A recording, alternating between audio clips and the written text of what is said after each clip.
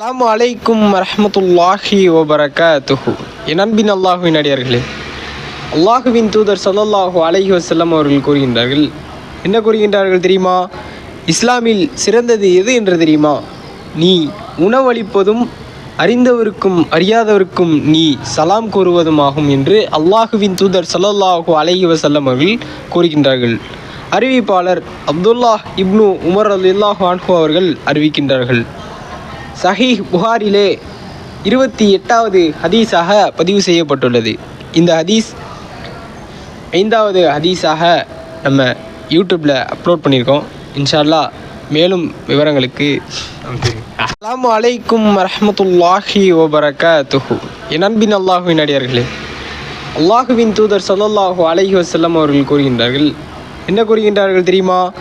இஸ்லாமில் சிறந்தது எது என்று தெரியுமா? நீ உணவளிப்பதும்